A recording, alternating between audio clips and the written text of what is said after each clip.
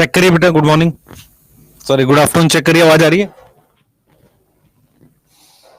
Check करो, आवाज आ रही है? चेक कर लो।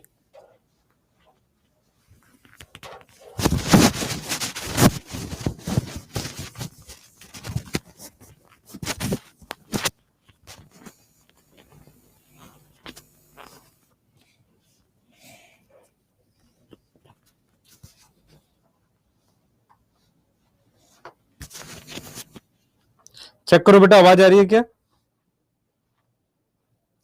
चेक कर लीजिए। गुड आफ्टरनून सबको जी। स्टार्ट करेंगे, और स्टार्ट करने से पहले एक दो चीजें मैं आपसे क्लियर कर देता हूं। बेटा, आपका सिलेबस जूलॉजी का खत्म हो गया। अब आज आपका फ्राइडे है, सैटरडे, हम संडे भी रख सकते हैं, मंडे, ट्यूसडे, वेडनेसडे। वेडनेसडे को हम लोग फिनिश कर देंगे, तो मोस्ट प्रोबेबली हम लोग वेडनेसडे को सिलेबस खत्म कर रहे होंगे। ठीक है? यस, यस, अराउंड वेडनेसडे अपने सिलेबस खत्म कर रहे होंगे। तो मैं उम्मीद करूंगा आप सब लोग लिविंग वर्ल्ड देख लिया होगा सबने। अच्छा, एक चीज और है बेटा, मेरी बात सुने ध्यान से। एक चीज और है जो आप लोगों को ध्यान रखनी है, वो क्या है बेटा कि आपको लिविंग वर्ल्ड का लेक्चर जो मिला था, कुछ बच्चों का था कि सर हम कितना जगह छोड़े। भाई जगह क्या छोड़ना है, लास्ट में लिख ले कुछ पेज, ज्यादा पेजेस छोड़ के। यस, है ना? तो लिविंग वर्ल्ड तुझे देखना था, ठीक है? माइक्रोब्स हो गया है, क्लियर है? यस, यस, ठीक है, क्लियर है। हाँ, जिन्होंने नहीं देखा लिविंग वर्ल्ड देख लेना। यस, यस, ठीक है। अब आपका मॉलिक्यूलर में एक ह्यूमन जीनोम प्रोजेक्ट, छोटा सा टॉपिक है, 45 मिनट का, वो बताना है बस। ठीक है, बाकी अपने ऑर्गेनिज्म पॉपुलेशन पढ़ रहे हैं, तो 2 या 3 लेक्चर इसके लगेंगे। उसके बाद 2 लेक्चर इकोसिस्टम, और एक लेक्चर में मैं बायोडाइवर्सिटी कराऊंगा, क्योंकि बायोडाइवर्सिटी में ज्यादा कुछ है नहीं। ठीक है? यस, लेकिन मैंने बहुत प्रॉपरली पढ़ा है डीएनए फिंगरप्रिंटिंग। मुझे ऐसा लगता है कि आप में से बहुत सारे बच्चों ने मेरे से पुराना भी पढ़ा था डीएनए फिंगरप्रिंटिंग। आप में से काफी सारे बच्चों ने मेरे से पुराना भी पढ़ा था। आप अगर कंपेयर करोगे, ये वाला लेक्चर मैंने काफी बेहतर तरीके से रिकॉर्ड किया था, ताकि आपको सारा कुछ अच्छे से समझ आ जाए। अगर आप ध्यान से देखोगे तो आपको लगेगा कि यार डीएनए फिंगरप्रिंटिंग को मैंने टाइम देके अच्छे से समझाया। यस, टाइम देके बहुत प्रॉपरली पढ़ाया उसे। हाँ, आप अगर ध्यान से देखोगे तो आपको समझ आएगा वो, क्योंकि उसमें मुश्किल क्वेश्चन बन गया तो फंस जाओगे। यस, हाँ, लेक्चर स्टार्ट करें बेटा? स्टार्ट करें, स्टार्ट करें।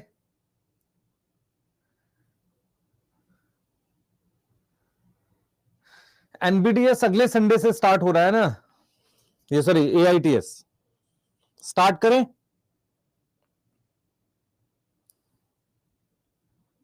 जल्दी जल्दी जल्दी, चलिए स्टार्ट करते हैं। ऑर्गेनिज्म पॉपुलेशन का बेटा जो ये वाला पार्ट है, लगभग डिलीटेड है, ठीक है? लेकिन मैं पढ़ा जरूर दूंगा आपको सारा पार्ट। चलिए स्टार्ट करेंगे, जल्दी से आ जाइए। थोड़ा सा हम प्रॉपरली पढ़ेंगे। देखो, मैंने आपको जो टॉपिक्स पढ़ाए थे, मैंने आपको ये पढ़ा दिया था कुछ बेसिक्स।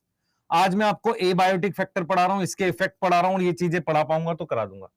तो ये मेरे पास टॉपिक्स हैं आपके, एबायोटिक फैक्टर और इफेक्ट ऑफ एबायोटिक फैक्टर किस पे, बायोटिक पे। ठीक है, वो चीज हम पढ़ने वाले हैं। सबसे पहला फैक्टर हमारे पास है तापमान। ठीक है, क्लियर है? सबसे पहला एबायोटिक फैक्टर हमारे पास क्या है? टेम्परेचर है। ध्यान से सुने बेटा, सेकंड लेक्चर ही है आज, थर्ड नहीं है। जो बच्चे अभी ज्वाइन हुए हैं कृपया ध्यान से सुने। आज, कल और एक और या 2 लेक्चर मैक्सिमम इस चैप्टर के लगेंगे, और ये चैप्टर खत्म हो जाएगा। इकोसिस्टम में 2 लेक्चर है, और आपका बायोडाइवर्सिटी में मैं सिंगल लेक्चर में कराऊंगा, कोई दिक्कत नहीं है। पहली स्लाइड है, हम लोग टेम्परेचर पढ़ रहे हैं।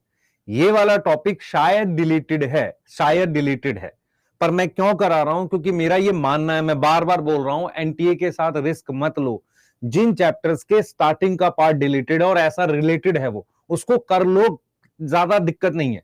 लेकिन अगर आप मतलब ऐसा रिस्क ले जाओगे जिसमें आपने, मैंने कहा था प्लांट ग्रोथ डेवलपमेंट में फोटो पीरियोडिज्म और वनलाइजेशन इंपॉर्टेंट टॉपिक है, तो देख जरूर लो। यस, यस, क्लियर है? Yes, clear, yes.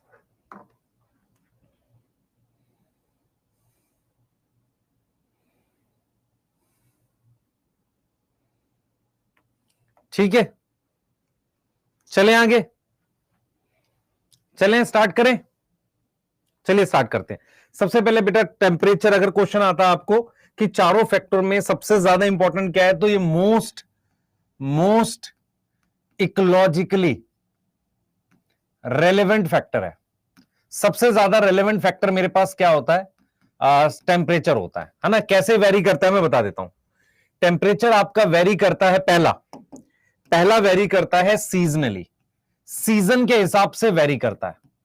दूसरा वो वेरी करता है, सेकंड वो वेरी करता है, टेम्परेचर डिक्रीज होता है व्हेन वी मूव। हम मूव करते हैं कहां? मूव करते हैं इक्वेटर से पोल।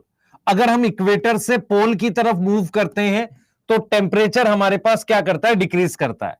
तीसरा हमारे पास है टेम्परेचर डिक्रीज करता है व्हेन क्या होगा? व्हेन हाइट इंक्रीज होगी। मतलब क्या होगा? हाइट इंक्रीज होने का मतलब जब हम अप मूव करेंगे अप, कहां पर? मूव करेंगे नीचे से ऊपर की तरफ, तो हमारे पास क्या होगा? टेम्परेचर हमारे पास डिक्रीज होता है। अब यहां पर मेरा सवाल आप लोगों से यह है, जरा देखें कौन बच्चा बताता है। ये मैंने पढ़ाते हुए बताया भी कि मान लो यहां सन है, ये बात यूट्यूब पे नहीं पढ़ाते हुए बताते हैं बेटा, ये सन है, मैं यहां पर टेम्परेचर ज्यादा है, यहां टेम्परेचर कम है, जबकि ये सन के ज्यादा पास है और यहां टेम्परेचर ज्यादा है, तो हाइट बढ़ने पर तो टेम्परेचर बढ़ना चाहिए, घटता क्यों है? हाइट बढ़ने पर टेम्परेचर घटना चाहिए, बढ़ता क्यों है? मुझे ये बता दो बस। हाइट बढ़ने पर टेम्परेचर बढ़ना चाहिए क्योंकि आप सन के पास जा रहे हो।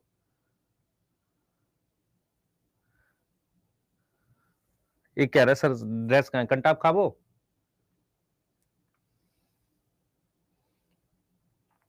हाँ,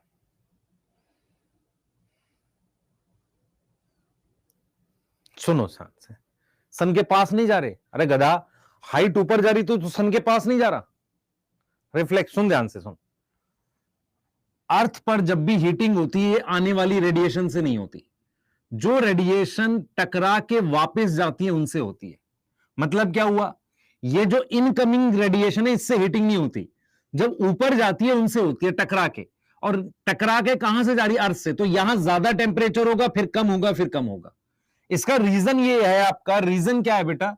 रीजन है कि जो हीटिंग होती है ना, heating occur due to outgoing radiation.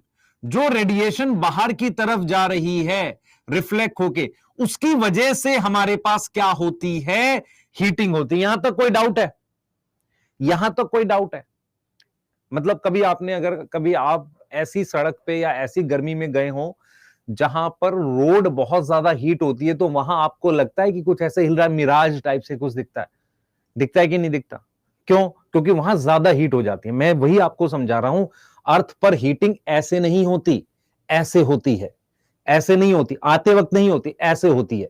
इसीलिए आपने वो भी देखा कार में जब लाइट आती है उससे हीट नहीं होती, टकरा के बाहर जाती। इसलिए कहते हैं ना, विंडो उसकी बंद है तो बहुत हीट हो जाएगी car. Yes yes yes yes yes yes. हाँ, तो पानी जैसा दिखता है। तो ये रीजन है। अच्छा, एक चीज और मैं यहां पे क्वेश्चन दूंगा आपको, ध्यान से सुनो बेटा, मेरी बात सुनो। क्या इक्वेटर के पास अगर कोई माउंटेन हो, उस पर ऊपर बर्फ जम सकती है? मैं बताता हूं कैसे। देखो कितना टेम्परेचर डिक्रीज होता है, 6.5 डिग्री सेल्सियस पर किलोमीटर टेम्परेचर डिक्रीज होता है, डिक्रीज इन टेम्परेचर। इतना टेम्परेचर डिक्रीज होता है जब आप हाइट पे जाते हो। तो अगर आप इक्वेटर पर कोई माउंटेन है ना, इक्वेटर पे कोई माउंटेन है, उसके टॉप पर बर्फ जमी हो सकती है। कैसे? बताता हूं क्यों।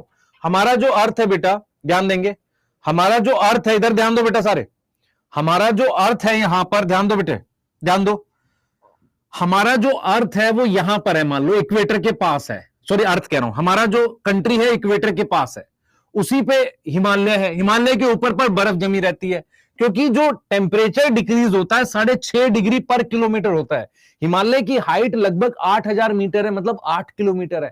तो 8 किलोमीटर आप देखो, लगभग 6 से मल्टीप्लाई करो 8 को, कितना आ जाएगा? लगभग 48 डिग्री सेल्सियस। मतलब लगभग 50 डिग्री के आसपास तापमान नीचे से ऊपर डिक्रीज हो सकता है। यस, बच्चे सेकंड और थर्ड लेक्चर कोई है ही नहीं, वो उसमें गलत लिखा हुआ है, आप परेशान मत होएं। समझ में आ रहा है मैं क्या कहना चाह रहा हूं? मैं आपको यहां पर एक क्वेश्चन और बता रहा हूं जो बन सकता है। सबसे ज्यादा बायोडाइवर्सिटी कौन से माउंटेन्स पर मिलेगी? जो माउंटेन यहां मिलेगा या यहां मिलेगा या यहां मिलेगा? जो यहां मिलेगा इक्वेटर के पास। रीजन क्या है कि नीचे वहां पर एकदम गर्म एरिया होगा, ऊपर जाओगे तो ठंडा, ऐसे होते होते पूरा वेरिएशन बनेगा। तो सबसे ज्यादा बायोडाइवर्सिटी उन माउंटेन्स पर मिलती है जो माउंटेन आपके इक्वेटर के पास होते हैं। इसीलिए आप अगर पढ़ोगे बायोडाइवर्सिटी में, जो हिमालय है वो बायोडाइवर्सिटी रिच रीजन है। क्लियर है? क्लियर है?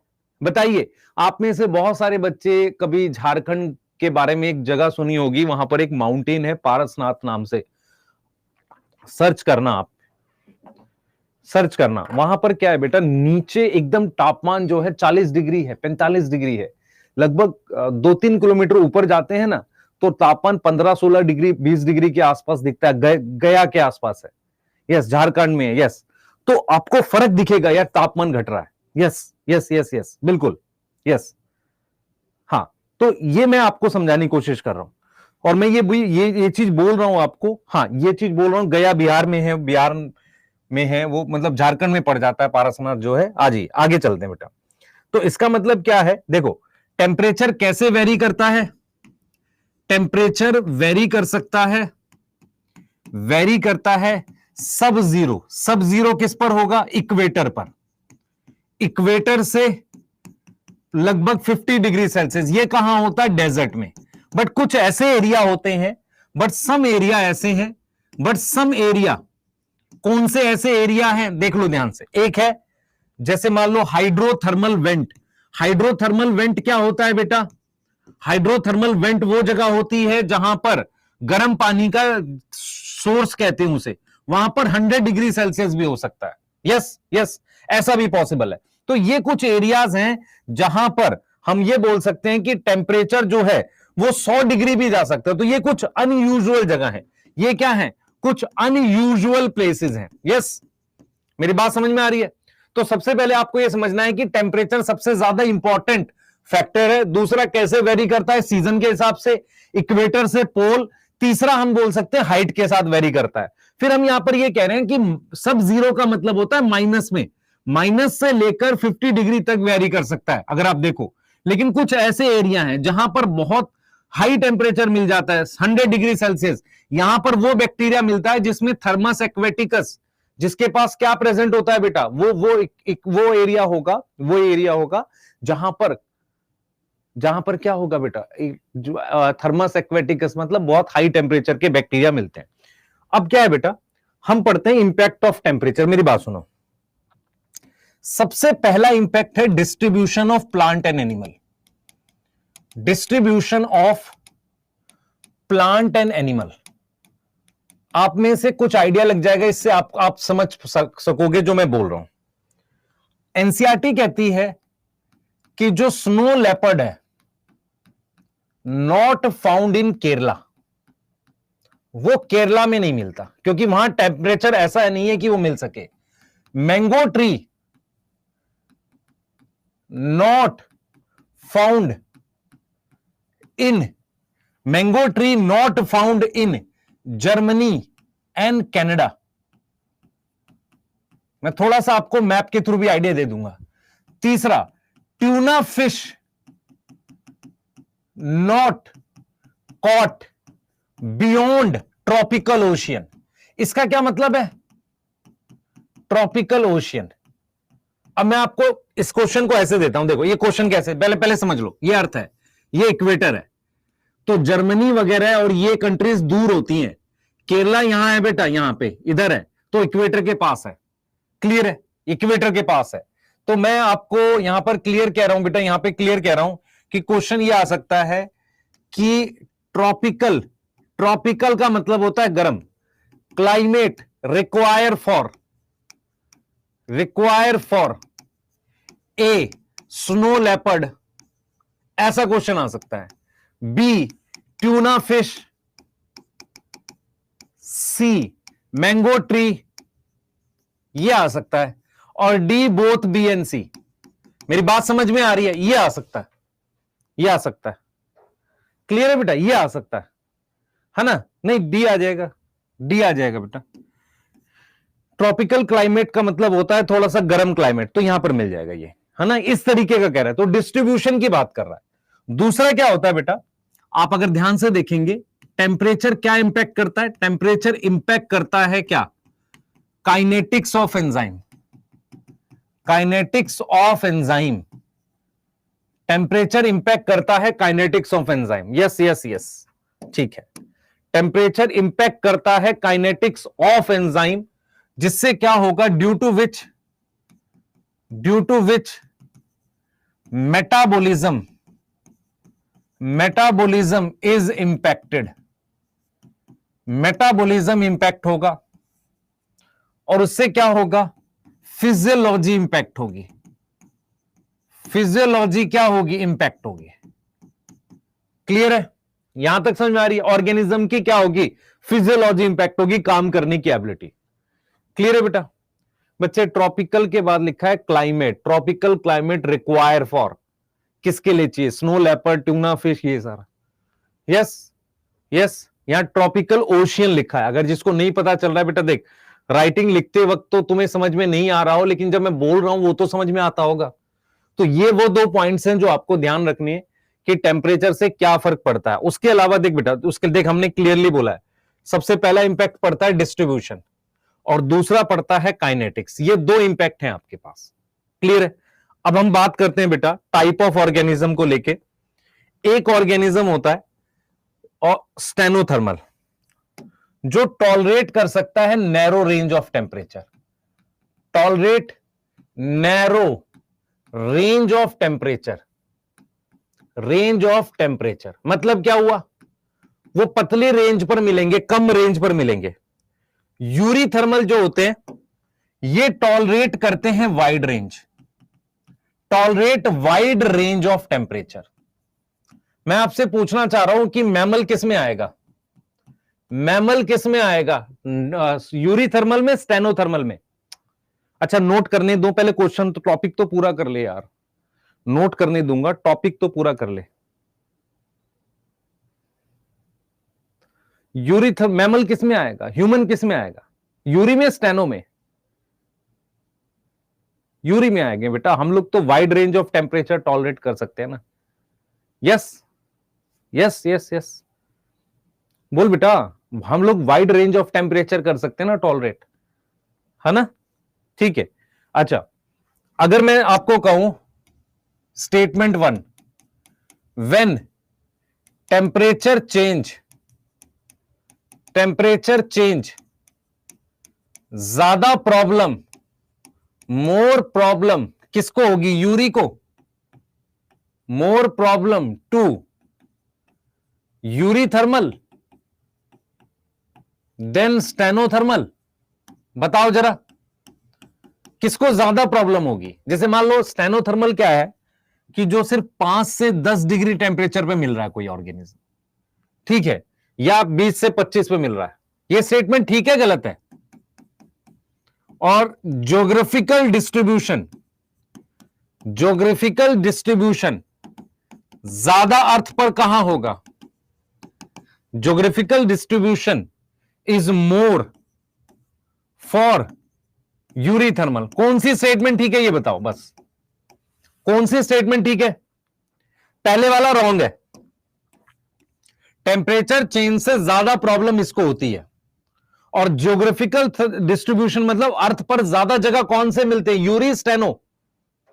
सेकंड ट्रू है, फर्स्ट रॉन्ग है। तो मैं बेटा लिखने का समय दे रहा हूं, पर कॉन्सेप्ट याद करो मेरे साथ टेम्परेचर के साथ। सबसे पहले टेम्परेचर, सॉइल, लाइट और पानी, सबसे इंपॉर्टेंट इकोलॉजिकली रेलेवेंट फैक्टर कौन सा है? टेम्परेचर। पहला पॉइंट, टेम्परेचर कैसे वेरी करता है? इक्वेटर से पोल की तरफ डिक्रीज होता है, और नीचे से ऊपर की तरफ जाते हैं तो डिक्रीज करता है, ये याद रह जाएगा। और सीजन के हिसाब से भी डिक्रीज करता है। सीजन समझ में आता है, जैसे अभी अलग है, बाद में अलग होगा। तीसरा पॉइंट आपको यह ध्यान रखना है कि टेम्परेचर कैसे इंपैक्ट करता है। तो टेम्परेचर क्या करता है? डिस्ट्रीब्यूशन ऑफ प्लांट और एनिमल इंपैक्ट करता है, कि भाई कहां कौन मिलेगा। दूसरा वो क्या करता है, डायरेक्टली अगर किसी ऑर्गेनिज्म को इंपैक्ट कैसे डालेगा, जब हमने अगर टेम्परेचर याद करो, रेट ऑफ फोटोसिंथेसिस पे भी क्या था, एंजाइम को इंपैक्ट करता है। तो नॉर्मली टेम्परेचर एंजाइम को इंपैक्ट करता है, उससे ऑर्गेनिज्म का मेटाबॉलिज्म इंपैक्ट होता है और फिजियोलॉजी इंपैक्ट होती है। उसके बाद हम बात कर रहे हैं यूरीथर्मल, स्टेनोथर्मल। यूरीथर्मल क्या है? यूरीथर्मल क्या है बेटा, बताओ? यूरीथर्मल क्या है? एग्जाम्पल नहीं आएंगे बच्चे। वैभव साथे क्या बोल रहा है बच्चे? मैं डाउट नहीं बता पाऊंगा ऐसे साथ में। वाइड और स्टेनो आपको पता है, नैरो।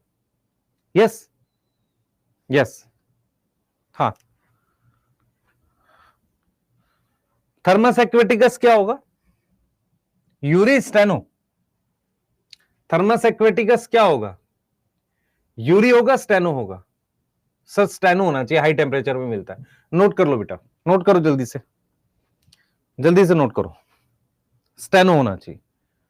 यस, यूरी बेटा मैमल्स हैं, मैमल्स यूरी थर्मल है।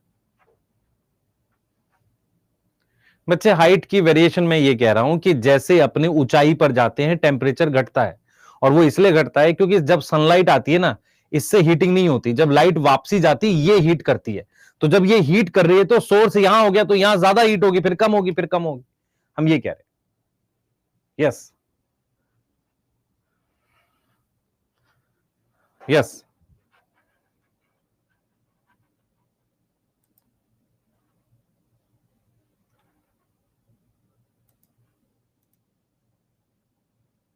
यार रकीब मंडल, तूने फोटो अपलोड करी है, मैं क्लास पढ़ाते हुए तेरी फोटो थोड़ी देखूंगा। कुछ भी बोले जा रहा है? अब कोई दिक्कत नहीं, मैं फोटो थोड़ी देखता हूं बेटा। फोटो वाला काम मेरा नहीं है बच्चे, ठीक है? हाँ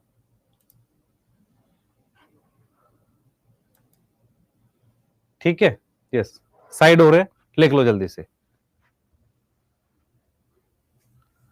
मैप से समझा दो सर, क्या समझाऊं यार इसमें? तुझे ये नहीं पता तेरी कंट्री कहां पर है बेटा? तुम लोग कैसे पास हुए थे 9वीं 10वीं, पता नहीं, मुझे नहीं पता। ये इक्वेटर है, इसे ट्रॉपिकल एरिया कहते हैं। इंडिया यहां है, यहां पर ये वाली कंट्रीज यहां है, तो ये पोल के ज्यादा पास है ना, कौन? जर्मनी और ये। तो यहां पर स्नो लेपर्ड जो होगा, स्नो लेपर्ड यहां कैसे मिलेगा? तो स्नो ठंडे एरिया में मिलेगा। तो स्नो लेपर्ड मिल सकता है जर्मनी में और वहां कनाडा में, यहां नहीं मिलेगा, केरला में नहीं मिलेगा, वो कह रहे हैं। ठीक है, हाँ। लिख लो बेटा, जल्दी करो अब इससे भाई आप अगर बहुत स्लो पढ़ोगे तो कैसे होगा सिलेबस भी खत्म, और कैसे रिवाइज करेंगे छोटी छोटी चीजों में? सब कोविड के बहाने मत मारा करो, तुम पढ़ते ही नहीं थे। तुम्हें क्या लगता है, मैं फिर बोल रहा हूं, तुम सांप सीढ़ी नहीं खेल रहे हो, तुम्हारे साथ लोग सांप सीढ़ी खेल रहे हैं। वो तुम एक बैच में पढ़ाते हैं, फिर कहते हैं कि फिर जीरो से शुरू करेंगे, वन शॉट बड़े बड़े पढ़े। वो नहीं करो भाई प्लीज, वो मत करो। जो तुम्हें आते हैं चैप्टर्स, उसके वन शॉट मत देखो, उसके क्वेश्चन सॉल्व करो। जो चीज तुम्हें आती है, तुम्हारे साथ दिक्कत क्या है, बहुत सारे बच्चों के साथ बताता हूं, फिजिक्स में आप वो चैप्टर सॉल्व करते हो बार बार जो तुम्हें आता है, जो नहीं आता तुम छोड़ते चले जाते हो और डरते रहते हो उससे। ये मुझे पता है तुम्हारे साथ। सब जीरो का मतलब क्या होता है? बट इज जीरो, जीरो मतलब 0 डिग्री सेल्सियस। सब जीरो मतलब उससे छोटा, तो उससे छोटा क्या होगा? माइनस। अच्छा, यहां इक्वेटर लिख दिया, इक्वेटर नहीं होना चाहिए, यहां पोल होना चाहिए, यहां पोल लिखा हुआ होना चाहिए। यस यस, हाँ बेटा, आप मत करो उन चैप्टर्स को बार बार मल्टीपल टाइम वन शॉट देख के रिवाइज। जो आपको आते हैं आप उनको करो, जो नहीं आते हैं, और उनमें भी वो टॉपिक देखो जो आपके वीक है। इसलिए बोल रहा हूं कि बैठ के पहले चैप्टर वाइज टेस्ट दो। चैप्टर वाइज टेस्ट देने के बाद आपके पास जो जो एसएनएस है उनको चैप्टर वाइज टेस्ट की तरह लगाओ। हाँ, चैप्टर वाइज टेस्ट की तरह लगाओ। और जब आप चैप्टर वाइज टेस्ट की तरह लगा लोगे तो आपको आपका कमी पता चल जाएगा। अब उस कमी से वही टॉपिक देखो, टाइम नहीं है यार। हमें कौन रोस्ट करेगा यार, तू कैसी बात कर रहा? हम किस, रोस्ट नहीं होता है यार, सच होता है। मैं क्या बोल रहा हूं, मैं मेरी बात नहीं समझ रहा बच्चे। तेरा फ्यूचर तेरा है, तू मान नहीं रहा अभी भी। तेरा फ्यूचर तेरा है, सिर्फ मेरा नहीं है वो। मैं सिर्फ पढ़ा सकता हूं, और मैं बार बार बोल रहा हूं कि तुम्हें आखिरी समय पर ये ध्यान रखना पड़ेगा, तुम्हारा टाइम भी वेस्ट ना हो, प्लीज। यस, ये तुम्हारे को करना है।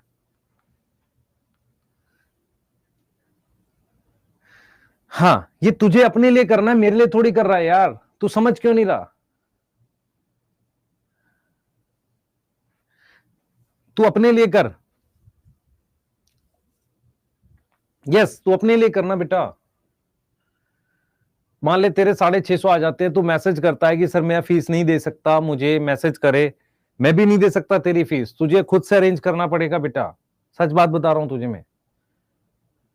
ये गलत फहमी में मत रहो प्लीज।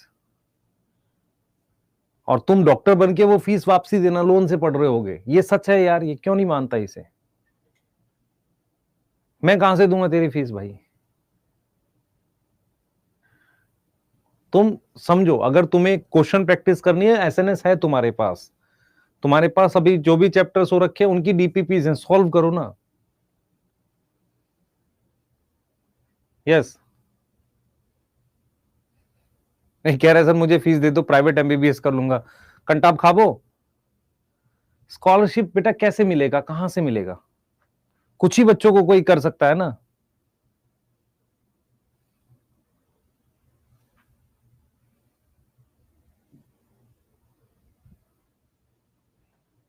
ठीक है, तो प्लीज पढ़ाई पे ध्यान दो यार। ये तुम लगे रहते हो, मेरे को इसलिए खराब लगता है। टेस्ट देते रहो, पढ़ते रहो। हाँ,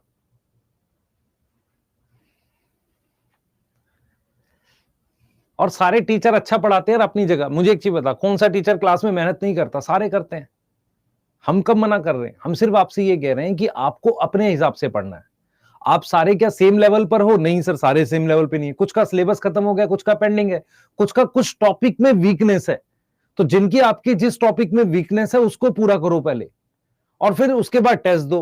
और फिर जितना ज्यादा समय आप सेल्फ स्टडी में निकालोगे उतने उससे सिलेक्शन होगा। आप दोबारा यूट्यूब पे लग जाओगे, फिर से लेक्चर्स देखोगे सारे लोग, ये मत करना। आपके जो वीक टॉपिक है उन्हीं को देखो, या कोई चैप्टर का बैकलॉग है उसको देखो। और फिर मान ले बैकलॉग, तुम जैसे मेरे को एक बच्चे ने पूछा कि सर क्या उससे वन शॉट से कर सकते हैं? मैं तेरे से सवाल ये पूछूंगा कि वन शॉट से देखने के बाद तेरे से क्वेश्चन बन रहा है? अगर बन रहा है तो कर सकते हैं, अगर नहीं बन रहा तो नहीं कर सकते ना। ये चीज भी तो समझ।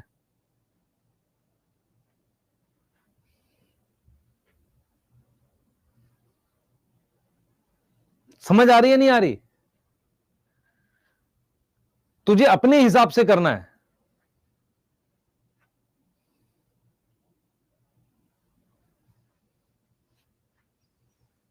एनाटॉमी वीक है, क्वेश्चन करा देंगे, यही तो कर सकते। दोबारा थोड़ी पढ़ाऊंगा एनाटॉमी।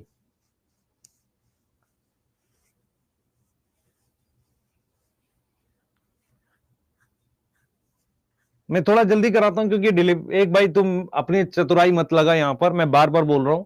मेरा अपना एक्सपीरियंस यह है कि एनटीए पे ट्रस्ट नहीं कर सकते कई चीजों को लेकर। जो उसने बोल दिया डिलीटेड, अगर वो आ गया तो आप क्वेश्चन डिलीट नहीं करा पाओगे। पीछे भी ऐसा हुआ है। पीछे कभी फ्रॉग था नहीं ना, उसके कुछ क्वेश्चन आ गए थे, कितना किसी ने चैलेंज किया। इसलिए मैं कह रहा हूं जिस चैप्टर से कोई पार्ट डिलीट है, अगर कर सकते हो कर लो। पूरा पूरा चैप्टर डिलीट है मत करो। इस बात पे अगर बार बार सवाल पूछोगे तो मैं कुछ नहीं कर पाऊंगा।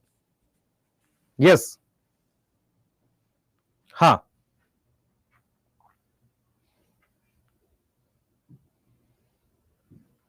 चलो जल्दी कर बेटा, जल्दी कर,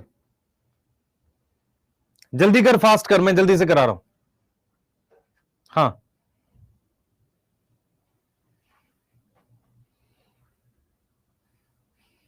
चलिए आगे चलते हैं। आप लोग बेटा टाइम मत खराब करिए, पढ़ाई करिए। देखो, हमारे पास पानी जो है ना बेटा, एक और इंपॉर्टेंट फैक्टर। पहले जरा मेरी मेरी मेरी पूरी बात सुन ले पानी को लेके, और उसके बाद हम लोग इसको डिस्कस करते हैं। मैं ये कह रहा हूं, एबायोटिक फैक्टर में पानी भी एक इंपॉर्टेंट फैक्टर है।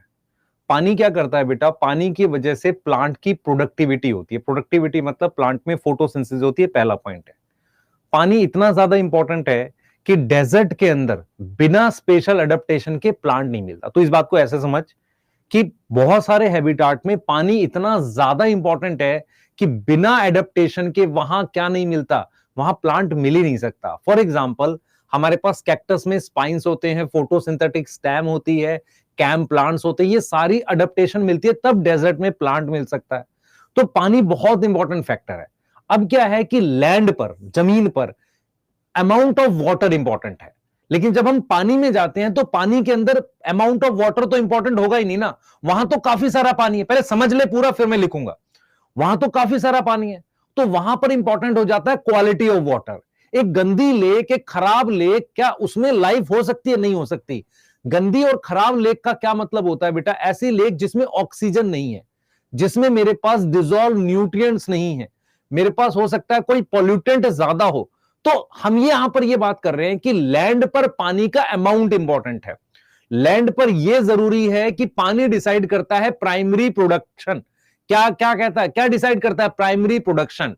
डेजर्ट में पानी इतना ज्यादा इंपॉर्टेंट है कि बिना उसके लाइफ हो ही नहीं सकती एडेप्टेशन के, वहां स्पेशल एडेप्टेशन चाहिए। अब हम आ जाते हैं पानी के अंदर। पानी के अंदर क्वालिटी ऑफ वाटर इंपॉर्टेंट है। जब हम बात करते हैं क्वालिटी ऑफ वाटर की, तो उसमें क्या क्या आ जाता है? पहला आ जाता है डिजोल्व ऑक्सीजन। भाई पानी में कितनी ऑक्सीजन डिजोल्व है, क्योंकि पानी के अंदर भी तो एनिमल्स होते हैं। दूसरा आ जाता है बेटा वहां पर सॉल्ट है कि नहीं। अगर न्यूट्रिएंट्स नहीं होंगे तो प्लांट फोटोसिंथेसिस कैसे करेगा। तीसरा आ जाता है पानी की पीएच। आपको मैं बता देता हूं बेटा, जो एक्वेरियम होता है ना, एक्वेरियम आपको पता है, एक्वेरियम जो घर के अंदर एक्वेरियम होता है, उसके अंदर का पानी बदलना पड़ता है, क्योंकि वहां क्या होता है, फिश क्या करती है, अपना वेस्ट रिलीज कर देती है, उससे उसकी पीएच फ्लक्चुएट कर जाती है, फिर वो सर्वाइव नहीं करेगा, फिश मर जाएगी, इसलिए पानी बदलना पड़ता है। बहुत बड़े बड़ी लेक, रिवर्स इतना बड़ा सोर्स होती है कि उसमें पीएच जल्दी चेंज होती नहीं है। मेरी बात समझ पा रहे हो कि नहीं? बात समझ में आ रही है कि नहीं? ये चीज क्लियर है? यस। तो हम अगर बात करें कि water is another most important factor, पानी क्या करता है बेटा, देखो पानी क्या करता है अबाउट वाटर, तो हम ये लिख सकते हैं कि ऑन लैंड हमारे पास क्या है, अमाउंट ऑफ वाटर इंपॉर्टेंट है। अमाउंट ऑफ वाटर क्या है, इंपॉर्टेंट है। और वो क्या डिसाइड करता है, ध्यान से सुनेंगे, वो क्या डिसाइड करता है? वो डिसाइड करता है प्रोडक्टिविटी। प्रोडक्टिविटी क्या होती है? प्रोडक्टिविटी होती है बेटा फोटोसिंथेसिस, वो डिसाइड करता है प्रोडक्टिविटी। अब जरा अगर हम आगे की बात समझें जो इंपॉर्टेंट है बेटा मेरे लिए, ध्यान से सुने, आगे की बात इंपॉर्टेंट ये है कि हमारे पास डेजर्ट में, इन डेजर्ट पानी इतना इंपॉर्टेंट है, water is so much important कि वहां पर life can not exist without special adaptation. मैं आपसे एक सवाल पूछना चाहता हूं, अगर आपको किसी फैक्टर की, मेरी बात सुनियो ध्यान से, अगर आपको किसी फैक्टर की इंपॉर्टेंस देखनी है तो कहां देखोगे? जहां पर वो फैक्टर ज्यादा है या कम है। अगर मैं आपसे कहूं कि यार आपको आज रिसोर्सेज की इंपॉर्टेंस देखनी है, कि भाई पढ़ाई के लिए क्या इंटरनेट इंपॉर्टेंट है, इसकी इंपॉर्टेंस देखनी है, तो उस घर में इंपॉर्टेंस दिखेगी जहां नेट 4G आ रहा है और खूब वाईफाई लगा हुआ है? क्या उस घर में दिखेगी जहां पर 1 या 2 GB मिलता है, जहां कम होता है? डेजर्ट में पानी कम है, तो आप वहां क्लियरली पानी की इंपॉर्टेंस देख सकते हो, क्योंकि वहां लाइफ मिलेगी नहीं विदाउट स्पेशल एडेप्टेशन। ये समझ में आ रहा है? ये समझ में आ रहा है कि नहीं? Yes yes yes. और इसके लिए आप देख सकते हो, एग्जांपल की बात कर सकते हैं, जैसे स्पाइन्स होते हैं, फोटोसिंथेटिक स्टेम होती है, ये सब मुझे मिल जाता है। यस और नो? यस। और जब हम पानी के अंदर बात करते हैं, ध्यान से सुन बेटा, पानी के अंदर बात करते हैं, वहां अमाउंट इंपॉर्टेंट नहीं है। अगर हम बात करें इन वाटर, क्या है, अमाउंट ऑफ वाटर इंपॉर्टेंट नहीं है, amount of water is not important. पानी तो है, पर वहां क्वालिटी ऑफ वाटर इंपॉर्टेंट है। वहां क्या है, क्वालिटी ऑफ वाटर इंपॉर्टेंट है, क्वालिटी ऑफ वाटर इंपॉर्टेंट है। भाई क्वालिटी में क्या क्या आ जाता है देख लेते हैं। जैसे फॉर एग्जांपल, इधर देखें बेटा, आप लोग इधर देखें ध्यान से, इधर देखें, जैसे हम बात करें उसमें ओशन, उसमें क्या क्या चाहिए बेटा। यहां पर क्वालिटी का क्या क्या मतलब है, सुन ध्यान से। क्वालिटी का पहला मतलब है पीएच, दूसरा मतलब है डिसॉल्व ऑक्सीजन, तीसरा मतलब है न्यूट्रिएंट्स। मेरी बात समझ में आ रही है? न्यूट्रिएंट्स कितने हैं, क्लियर है? यहां तक समझ में आ रही है? अब हम बात करते हैं बेटा, अब हम बात करते हैं न्यूट्रिएंट्स के साथ साथ मैं एडिशनल लिख सकता हूं सॉल्ट कंसंट्रेशन, कितना नमक है। अब मैं आपसे एक सवाल पूछूंगा, देखें कितने बच्चों को ये शायद पता है कि नहीं पता है, मेरे को शायद आपसे आइडिया नहीं है कि आपको पता होगा। ओशियन जो होता है, ओशियन का पानी खारा है, मेरी बात ध्यान से सुनियो। ओशियन का पानी खारा है, खारा मतलब सॉल्ट वाटर है। लैंड का जो पानी है, लैंड का जो पानी है, जो रिवर का पानी है, उसमें उतना सॉल्ट नहीं है, जीरो नहीं होता, सॉल्ट कम होता है। पर आपको मैं एक चीज बताता हूं, आपको ये जान के बड़ी अजीब लगेगा कि ओशियन को रिवर ने बनाया। मेरी बात समझ ध्यान से, ओशियन का जो खारापन है ना पानी का, ये जो ओशियन में पानी है ना, ये खारा क्यों है? ये रिवर की वजह से है। रिवर की वजह से कैसे? आपको पता है कि सारी की सारी रिवर्स जो होती है ना, वो फाइनली ओशियन में गिरती हैं। जब वो ओशियन में गिरती हैं तो वहां से पानी इवेपोरेट होता है, फिर रेन होती है और रेन से वापसी आता है। एक्चुअल में क्या होता है बेटा, रिवर लैंड पे से ध्यान से सुन बेटा, लैंड पर ध्यान से देखो, लैंड पे से हमारे पास रिवर बहते हुए अपने साथ सॉल्ट लेकर जाकर हजारों सालों से, ईयर से वो ने इकट्ठा किया ओशियन में। ओशियन खारा हो गया पर रिवर क्या है, कम खारा है। सोच इस बात को, मेरी बात समझ, चक्की चल रही है, अलग ही है लोग फर्जी बातों में लगे हुए। ओशियन में कौन सी चक्की चल रही है? मैं ये कह रहा हूं, आपको ये तो पता है कि सारी रिवर्स फाइनली ओशियन में गिरती हैं। रिवर्स क्या होती है? रिवर या तो किसी दूसरी रिवर से मिल रही होगी, और सारी रिवर्स फाइनली कहां गिरती हैं? ओशियन में जाती हैं। ये पता है तुम्हें? ठीक है। रिवर्स में पानी कहां से आता है? रेन से आता है। कहां से आता है? रेन से आता है। अब रिवर अपने साथ लैंड का सॉल्ट लेकर किस में इकट्ठा कर रही है? ओशियन में। फिर पानी इवेपोरेट होकर वाटर साइकिल से वापसी जा रहा है। यह प्रोसेस बार बार होने से ओशियन क्या हो गया? ओशियन में सॉल्ट ज्यादा हो गया। यह शायद आपको नहीं पता है बात, ये शायद आपको पहली बार पता चली होगी ये बात। यस, ये शायद पहली बार पता चली होगी, इसलिए कह रहा हूं बेटा इसमें हल्की से लॉजिक भी है। अब क्या है बेटा, जब हम बात करते हैं सॉल्ट कंसंट्रेशन की, तो हम बात करते हैं पहले तो फ्रेश वाटर रिवर वगैरह में, रिवर में, लेक में। तो उसमें जो है बेटा, ऐसा नहीं कि सॉल्ट नहीं होता, उसमें 5 पीपीटी होता है। पीपीटी मतलब पार्ट्स पर थाउजेंड, पार्ट्स पर थाउजेंड इतना होता है। ठीक है। अब जो मेरे पास ओशियन होता है उसमें थोड़ा ज्यादा होता है। ओशियन में मेरे पास 30 to 35 पीपीटी होता है। और जो मेरे पास डेड सी है, डेड सी सुना है सबने? कहां है डेड सी? वो जगह है जहां पर किंग हेरोड का पैलेस था, जहां पर फिनिक्स डेक्टाइलिफिला मिला था, है ना। हाइपर सेलाइन, हाइपर मतलब ज्यादा, सेलाइन मतलब नमक। लेगून कौन सा एरिया होता है? ओशियन के पास होता है। यहां पर मोर देन 100 पीपीटी है, मोर देन 100 पीपीटी सॉल्ट है। आप समझ रहे हो? यह चीज समझ रहे हो? Yes yes. तो सॉल्ट है, आप देखो, एकदम एकदम ऐसा पानी जिसमें बिल्कुल सॉल्ट नहीं है, टेस्ट नहीं आता। रिवर का पानी जो फ्रेश वाटर होता है उसमें टेस्ट आता है थोड़ा सा। यस यस, एक चीज समझ में आ रही है? अच्छा, अब क्या है बेटा, हमारे पास एनिमल्स भी होते हैं। एक होते हैं स्टेनो हेलाइन। हेलाइन सब समझ में आ रहा? स्टॉल्ट। स्टेनो मतलब tolerate narrow range of salinity. Yes. और यूरी हेलाइन क्या होंगे? What is Yuri हेलाइन? Tolerate wide range of salinity. ये दोनों समझ में आ रहा है? ये दोनों टर्म समझ में आ रही है, नैरो और वाइड। अब मेरी बात सुनना ध्यान से, मेरी बात सुनना। ये मेरे पास ये फ्रेश वाटर है, ये बाहर फ्रेश वाटर है, ये एक फिश है, ये फिश है, इसके अंदर सॉल्ट ज्यादा होगा, तो ये कैसा हो गया? हाइपरटोनिक हो गया। यस और नो पहले बताओ सिर्फ, ये हाइपरटोनिक हो गया। अब हम यहां पर ये कह रहे हैं बेटा, हम यहां पे ये कह रहे हैं कि सॉल्ट इसमें एंटर कर जाएगा। सॉरी, अब सुनना ध्यान से, फ्रेश वाटर इसके कंपैरिजन में क्या होगा? हाइपोटोनिक होगा, हाइपोटोनिक होगा। डायरेक्शन बताओ, पानी की डायरेक्शन क्या है?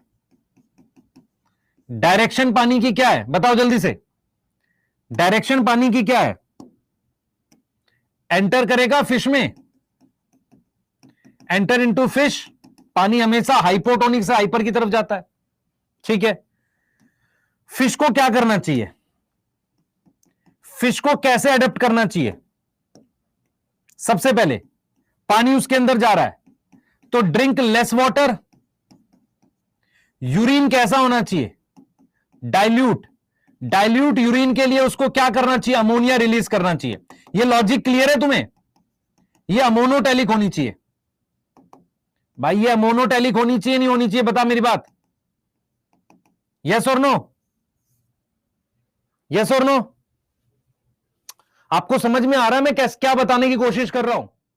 भाई अगर ये वाला, मेरी बात सुन ध्यान से, बाहर फ्रेश वाटर है तो उसमें सॉल्ट कम है, फिश के साइटोप्लाज्म में सॉल्ट ज्यादा है, तो पानी की डायरेक्शन क्या है? इसके अंदर घुसना चाहेगा। तो क्या इस फिश को पानी पीना चाहिए जब ऑलरेडी घुस रहा? नहीं, इसको यूरिन में ज्यादा पानी निकालना चाहिए। Yes yes yes yes yes, यहां तक समझ में आ रहा है? और यही फिश अगर मैरीन में है, यही फिश किस में है? मैरीन में। तो मैरीन में फिश के अंदर, फिश में क्या होगा? हाइपो, हाइपो मतलब सॉल्ट कम होगा। बाहर आउटर क्या होगा सर? हाइपरटोनिक होगा। उससे क्या होगा? पानी ऑलरेडी बाहर निकल रहा है, तो इसको क्या करना पड़ेगा? इसको क्या करना है? पहला, इसको पानी ज्यादा पीना है, ड्रिंक मोर वाटर, यस और नो? और पानी कम रिलीज करना है, तो कौन सा होना चाहिए? यूरियोटैलिक होना चाहिए इन्हें, यस सर, क्योंकि यूरिया के साथ कम पानी रिलीज होता है। तीसरा, इनको सॉल्ट रिमूव करना पड़ेगा, क्योंकि पानी के साथ नमक भी आएगा, तो इनको सॉल्ट रिमूव करना पड़ेगा, यस। लेकिन अगर मैं इस फिश को, फ्रेश वाटर को मैरीन में लाऊं और मैरीन को फ्रेश वाटर में लाऊं तो प्रॉब्लम होती है। सोचो सोचो भाई, एनसीईआरटी ने लिखा है कि when fresh water fishes move into marine they face osmotic problem, they face osmotic problem. ये है ऑस्मोटिक प्रॉब्लम। मान लो मैं इस वाली फिश को यहां ले जाऊं, तो ये क्या कर रही है? ये कम पानी पीती है और डाइल्यूट यूरिन रिलीज करती है, तो ये इधर आते ही मर जाएगी, क्योंकि पहले ही पानी निकल रहा है। डाइल्यूट यूरिन भी रिलीज कर दे और पानी भी ना पिए तो मर जाएगी कि नहीं मर जाएगी? बोल बेटा, डायरेक्शन क्या है कि enter into water, enter into fish. ये वाला समझ में आया कि नहीं आया पहले बताओ? यस, इसीलिए तुम अगर पढ़ोगे ना तुम्हारे साइक्लोस्टोम, तो साइक्लोस्टोम में लिखा है कि वो एग ले करने के लिए जहां जाते हैं वहां मर जाती है फिश। याद है? लिखा है ना एनिमल किंगडम में, साइक्लोस्टोम में। और फिर वहां से वो एग, जैसे मान लो फ्रेश वाटर में है, वहां से वो बच्चा डेवलप करके वापसी मैरीन में आ जाता है, लिखा है। यस, तो आपको ये समझना है, आपको ये समझना है कि जो फिश जो होती है हमारे पास, या जो भी मैरीन या फ्रेश वाटर ऑर्गेनिज्म होता है, वो अगर इधर उधर मूव करेगा तो उसमें प्रॉब्लम होगी। यस,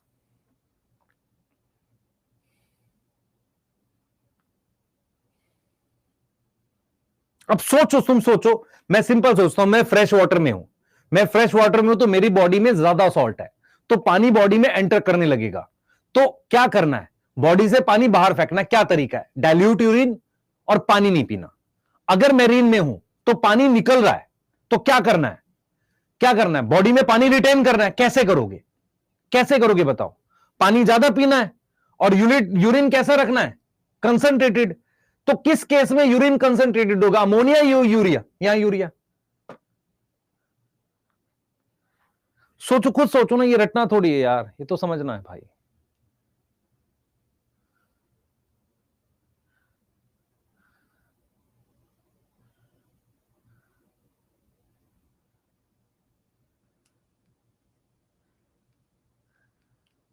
ठीक है, लॉजिकली याद कर लेना है। अब ऐसा ही अगर आपको याद हो, आप में से कितने बच्चों को ये याद है, मुझे शायद पता नहीं, अमीबा, अमीबा और युग्लिना, उनमें क्या होता था? याद है किसी को? उनमें कॉन्ट्रेक्टाइल वैक्यूल होता था। मैं ये इसलिए बता रहा हूं क्योंकि इकोलॉजी का ये वाला पार्ट जो है ना, कहीं और चैप्टर में दे रखा है ना, कॉन्ट्रेक्टाइल वैक्यूल होता था। और ये कहां मिलते हैं? ये फ्रेश वाटर में होते हैं। सबको याद है यूग्लिना फ्रेश वाटर में होता है, फ्रेश वाटर में होता है। तो कॉन्ट्रेक्टाइल वैक्यूल, अब आप खुद सोचो, अमीबा फ्रेश वाटर में, ये अमीबा है, अमीबा है, बाहर फ्रेश वाटर है, तो अंदर क्या होगा? अंदर सॉल्ट ज्यादा होगा, हाइपरटोनिक है। बाहर सॉल्ट, फ्रेश वाटर कम सॉल्ट है, हाइपोटोनिक है। प्रॉब्लम क्या है? पानी एंटर कर रहा है, पानी एंटर कर रहा है। प्रॉब्लम क्या है? प्रॉब्लम क्या है? वाटर एंटर, यही तो है प्रॉब्लम, पानी एंटर कर रहा है। सॉल्यूशन क्या है? सॉल्यूशन है कॉन्ट्रेक्टाइल वैक्यूल, जो एक्सेस वाटर रिमूव करेगा। क्या मेरी बात समझ में आ रही है? Remove water. तो contractile vacuole fresh water unicellular organism में होता है। क्वेश्चन आ जाए, contractile vacuole absent in A yeast diatom, sorry, yeast dinoflagellate, B amoeba, C euglena, D मैंने लिख दिया यहां पर, मैंने लिख दिया यहां पर टीनोफोरा।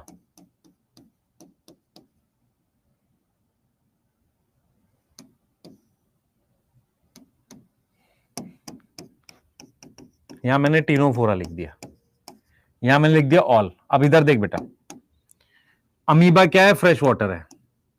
युगलिना क्या है? फ्रेश वाटर है। टीनोफेरा मेरीन होता है, पर इसमें वैसे भी नहीं हो सकता क्योंकि ये क्या है? ये मल्टी सेलुलर है। ये कैसा मल्टी सेलुलर है? ये पानी में मिलता ही नहीं है, तो ये मेरीन है। डाइनोफ्लैजिलेट याद है तुम्हें? मेरीन है। तो आंसर क्या होगा? यही होगा, ए। समझ में आ रहा है? हां, क्वेश्चन करते वक्त कृपया करके अपने आंख कान खुले रखना, सारा बनेगा। कोई भी ऐसा टॉपिक नहीं है जो तुम्हें नहीं आता होगा। यस, तुम्हें बनेगा, आंख कान खोले रखोगे तो। नोट करो जल्दी से, नोट करो जल्दी जल्दी, फास्ट। ओएच एब्सेंट पूछा है। फरज जुनेद बेटा, मैं करता हूं इसको।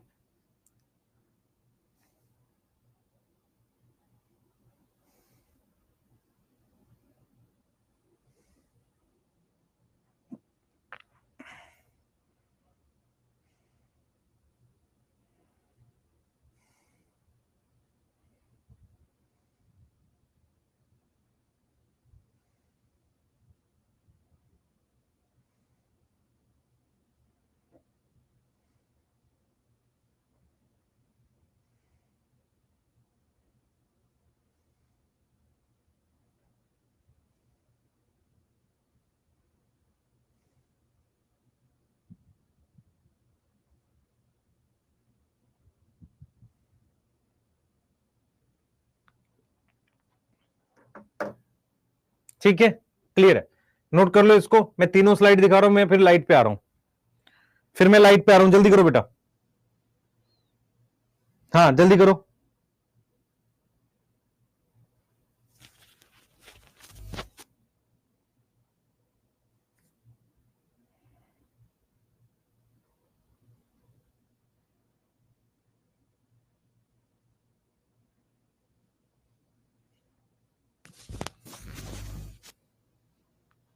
एचजीपी कराऊंगा बेटा,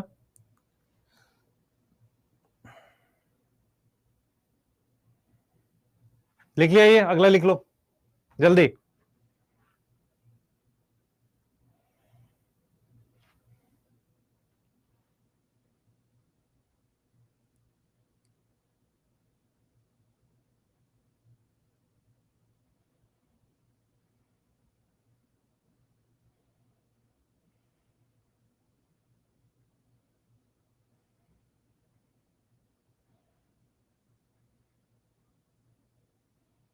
हो गया बेटा?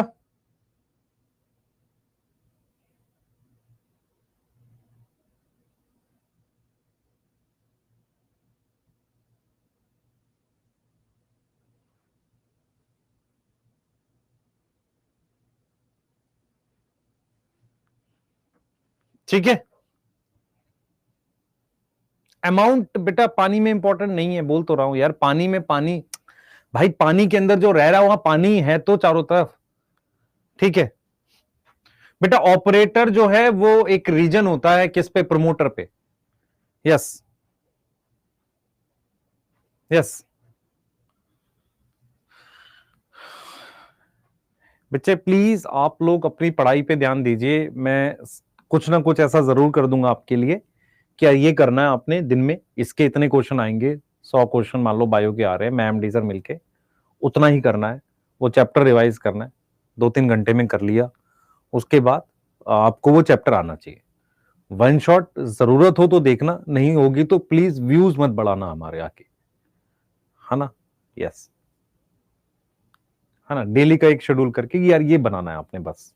यस उससे वो 360 का बन जाएगा। आपको मुश्किल, मान लो हमने डेली चैप्टर दिया, हर 4 चैप्टर के बाद एक यूनिट टेस्ट दी, वैसा कुछ कर लो, वो ज्यादा अच्छा है आपके लिए। प्लीज वो सब मत करने लगना यार। हाँ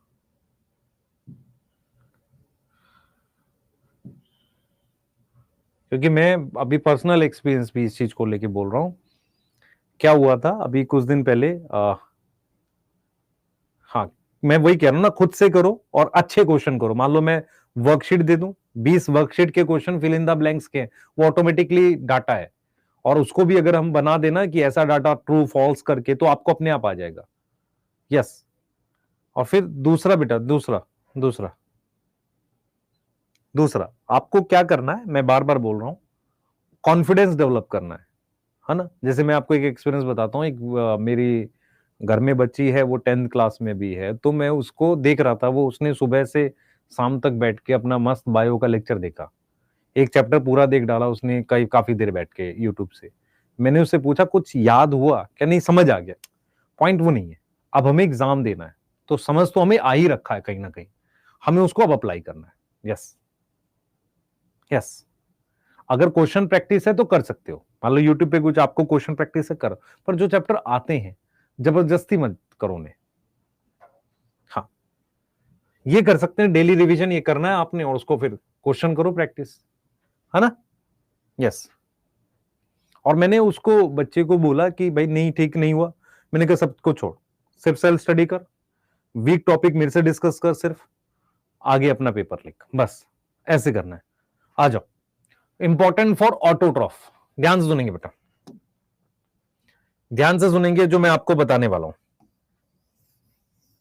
ध्यान से सुनो। हमारे पास क्या होता है बेटा, ध्यान से सुनेंगे, हमारे पास क्या होता है कि जो लाइट है ना, light is source of energy है, एनर्जी फॉर, अब मैं यहां पर क्या लिखूं मुझे बताना, मैं ऑटोट्रॉफ लिखूं, आप इतना पढ़ चुके हो, या मैं यहां पर फोटो ऑटोट्रॉफ लिखूं, क्या लिखूं मैं यहां पर, क्या लिखूं आपके हिसाब से, ऑटोट्रॉफ लिखूं या फोटो ऑटोट्रॉफ लिखूं? फोटो लिखना चाहिए क्योंकि ऑटो में कीमो भी आ जाएगा। यस ठीक है। लाइट में बेटा 3 कंपोनेंट होते हैं, ध्यान से सुनना, लाइट में आपके पास 3 कंपोनेंट होते हैं, 3 कंपोनेंट होते हैं, तीनों इंपॉर्टेंट है। सबसे पहली होती है मेरे पास लाइट की इंटेंसिटी। इंटेंसिटी का मतलब होता है, ध्यान सुनेंगे, व्हाट इज इंटेंसिटी? इंटेंसिटी का मतलब होता है कि मॉर्निंग में लेस इंटेंस है, यस और नो।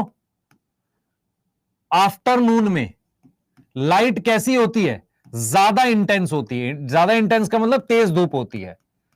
यस अब हमारे पास क्या होगा बेटा, हमारे पास क्या होगा, कुछ ऐसे प्लांट होते हैं, सम प्लांट जो ग्रो करते हैं ओपन सन में, ओपन सन में, क्लियर है।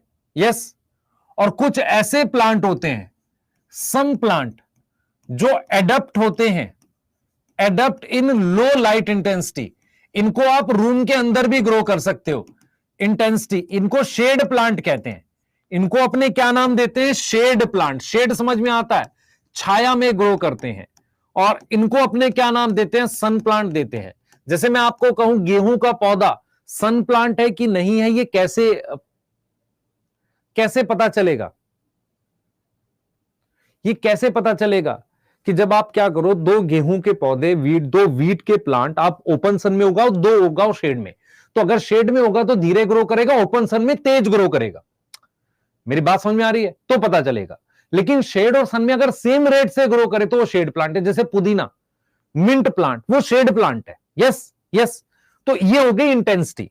दूसरा होता है बेटा मेरे पास ड्यूरेशन। ड्यूरेशन, ड्यूरेशन को कहते हैं डे लेंथ। क्या बोलते हैं? Day length. आपको पता है कि विंटर में लेस होती है डे लेंथ, यस, और समर में ज्यादा होती है। इस बात में कोई डाउट है किसी को? मोर डे लेंथ है। समर में क्या है बेटा? डे लेंथ ज्यादा है, ये ध्यान रखें। तो ये हो गई ड्यूरेशन।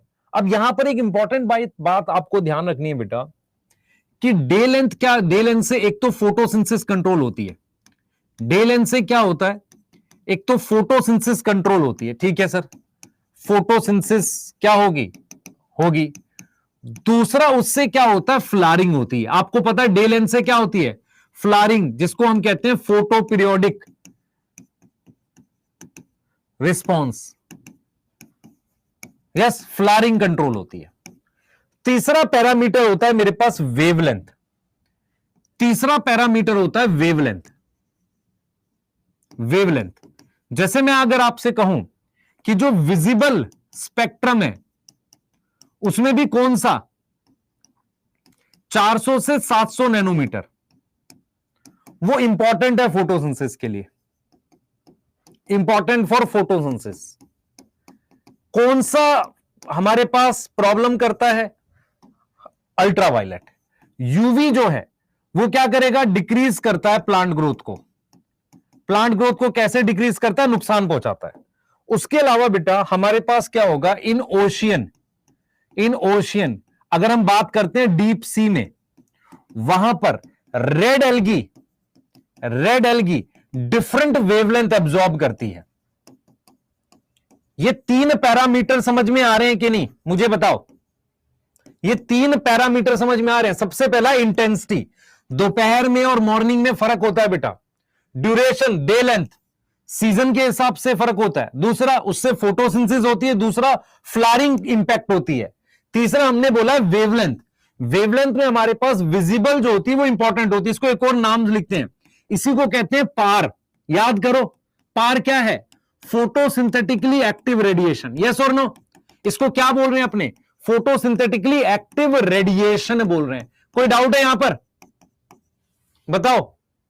यस, वेवलेंथ विजिबल काम करती है, यूवी डिक्रीज करती है, हार्म करती है प्लांट को, हार्म करती है प्लांट को और इवन एनिमल को। और डीप सी में, मैं अगर आपको याद हो, मैंने जब पढ़ाया था, याद करो बेटा, मैंने आपको क्या पढ़ाया था? मैंने पढ़ाया है green algae, brown algae, red algae, common pigment chlorophyll A. Pigment बाकी बदल रहे हैं, क्यों? क्योंकि बाकी है एंटीना, और एंटीना वेवलेंथ के हिसाब से। जैसे मैं अगर आपसे लैंड पर बात करूं ना, जमीन पर, तो जमीन पर वेवलेंथ चेंज नहीं होती, लेकिन पानी के अंदर जैसे जैसे लाइट जाती है वेवलेंथ फ्लक्चुएट करती है। तो उसके हिसाब से एल्गी ने अपने अंदर पिगमेंट बदल लिए। सबने क्लोरोफिल ए रखा है क्योंकि वो रिएक्शन सेंटर है, बाकी के पिगमेंट उन्होंने क्या किए हैं? बदल दिए। Yes yes. तो रेड एल्गी कहां मिलती है? डीप सी में। यस, बोलो बेटा। बेटा इंटेंसिटी का मतलब समझ, जैसे मान ले इतना बड़ा एरिया है, इस पे कितनी लाइट पड़ रही है, इतने बड़े में कम पड़ रही है। जैसे अगर तू दोपहर में बैठा है तो लाइट तेज पड़ती है ना, उसे इंटेंसिटी कहते हैं। उसे क्या बोलते हैं? इंटेंसिटी कहते हैं। यस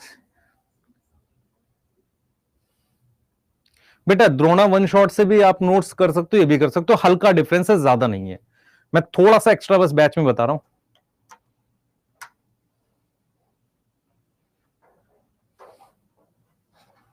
ठीक है,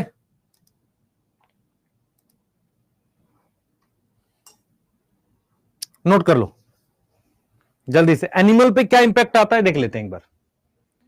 एनिमल्स के लिए क्या इंपैक्ट है मैं बता देता हूं। देखो, लाइट क्या करती है ऑन एनिमल्स? तीन इंपैक्ट है,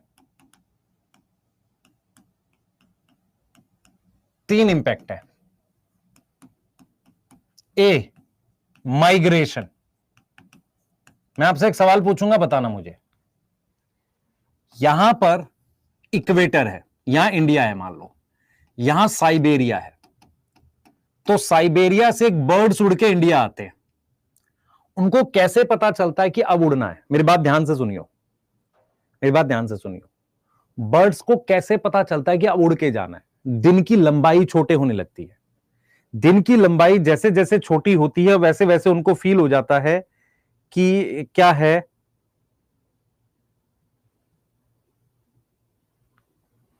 ठीक है।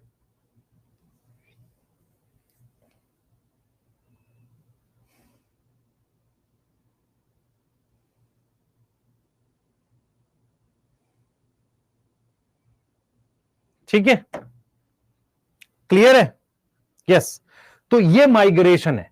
तो माइग्रेशन में क्या होता है कि बेटा डे लेंथ इंपॉर्टेंट होती है। माइग्रेशन में क्या है? डे लेंथ इंपॉर्टेंट, उनको पता चल जाता है कि यार अब उड़ के जाना है। यस। अब मैं आपको बताता हूं रिप्रोडक्शन में। दूसरा है हमारे पास रिप्रोडक्शन में। रिप्रोडक्शन में मैं आपसे एक सवाल पूछूंगा, मुझे उसका आंसर देना। जब हम ह्यूमन रिप्रोडक्शन पढ़ाते थे, ध्यान से सुन बेटा, इधर ध्यान दे, पिटाई कर दूंगा दो चार की, में इधर ध्यान दो। जब हम क्या नाम है वो पढ़ाते थे, रिप्रोडक्शन इन ऑर्गेनिज्म, उसमें हम ये पढ़ाते थे कि ह्यूमन जो है वो कॉन्टिन्यूस ब्रीडर है। कॉन्टिन्यूस ब्रीडर का मतलब है सीजन में, किसी भी सीजन में ब्रीड कर सकता है।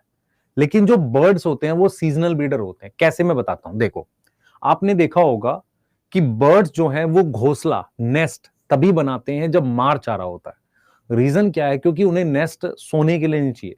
बर्ड को आराम करने के लिए कभी भी नेस्ट नहीं चाहिए, उसको सिर्फ एग ले करने के लिए चाहिए।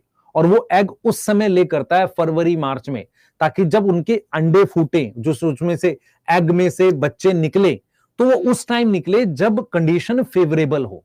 मेरी बात समझ में आ रही है? सीजनल ब्रीडर उस समय ब्रीड करता है कि जब बच्चे का जन्म हो, बाहर कंडीशन फेवरेबल हो, उनमें उतनी पेरेंटल केयर नहीं होती। लेकिन कॉन्टिन्यूस ब्रीडर जैसा कि मैमल है या ह्यूमन है, उनमें पेरेंटल केयर ज्यादा होती है, अपने बच्चे को वो बचा सकते हैं, इसलिए किसी भी सीजन में बच्चा पैदा हो जाता है। तो रिप्रोडक्शन में भी सीजन्स कैसे पता चलेंगे? उसे डे लेंथ के हिसाब से भी। Yes, yes. एक कह रहा है सर फिर बर्ड्स रेस्ट कहां करता है? बैठे बैठे सो जाता है पेड़ पे, उसे नेस्ट थोड़ी चाहिए सोने के लिए। तुम्हारी तरह घर नहीं चाहिए बेटा उसको। यस। तीसरा है फोरेजिंग। फोरेजिंग को कहते हैं ईटिंग हैबिट। Eating habit. आपको पता है कि बहुत सारे एनिमल्स रात में फीड करते हैं, उन्हें कहते हैं नॉकटर्नल। नॉकटर्नल होते हैं जो नाइट में एक्टिव होते हैं, नाइट में एक्टिव होते हैं। डायूर्नल जो डे में एक्टिव है, डे टाइम पर एक्टिव है। मैं आपसे पूछता हूं ह्यूमन किस में आएगा? ह्यूमन किस में आएगा भाई? ह्यूमन किस में? कॉकरोच नॉकटर्नल है, ह्यूमन किस में आएगा? नॉकटर्नल, दोनों में। अच्छा, इसलिए तुम गधे हो, तुम्हें कुछ आता नहीं है ना, तुम सोचते हो। दो चार होते मैं ऑफलाइन में पिटाई कर देता हूं तुम्हें। पूरा साल निकल गया, तुम्हें कुछ नहीं आता है। रात में दिखता है तुम्हें? रात में दिखता है? रात में दिखता है? कौन लिख रहा है यस? नालायक को, बिना लाइट के दिखता है? आप पूछ रहा हूं, अंधेरे में दिखता है? रात का मतलब रात में लाइट जलाना नहीं है, रात का मतलब है अंधेरे में दिखता है। हां सर, हल्का हल्का दिखता है। अरे उस वक्त भी लाइट होती है, बिल्कुल अंधेरे में दिखता है। नहीं तो तुम फिर दिन वाले हुए। बिल्ली को रात में दिखता है? हां सर दिखता है।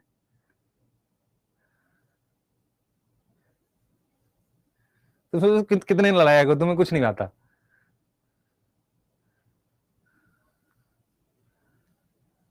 हाँ, नॉर्मली क्या होता है, नेचर ने रखा भी ये है, बहुत सारे ऐसे प्रेडेटर्स हैं जिनको रात में दिखता है। खैर बिल्ली को पता नहीं।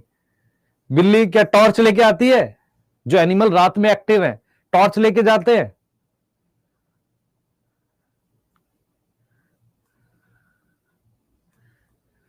तुम्हें टॉर्च जलानी पड़ती है, हाँ या ना? ठीक है। बहुत सारे बर्ड्स हैं बेटा रात में दिखता है, लेकिन बहुत सारे जो होते हैं दिन में एक्टिव होते हैं। यस, ठीक है। तो तुम्हें समझ में आ गया होगा नॉकटर्नल और डायर्नल क्या होता है। ठीक है, नोट कर लो, आगे चल रहे हैं सॉइल पे। जल्दी करो, जल्दी करो।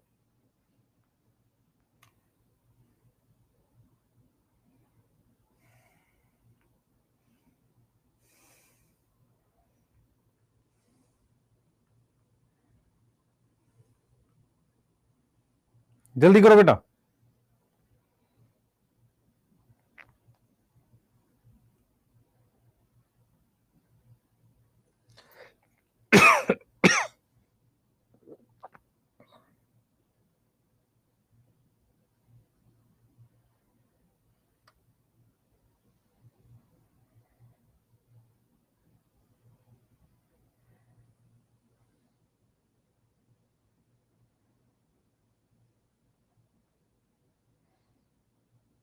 हो गया?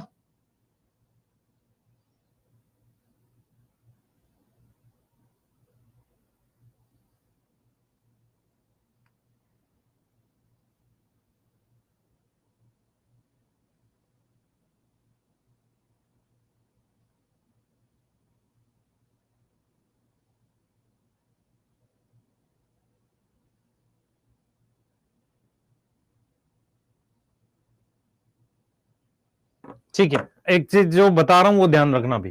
ध्यान सुनो बेटा, आपके पास क्या होता है जब आप में से कितने बच्चों को यह पता है बचपन में कहानी सिखाई जाती है, कहानी सिखाई जाती है कि नदी में मत जाना, वहां पर वो खींचता है, उधर अंदर पानी में खींचता है। ऐसा कुछ पढ़ा है किसी ने?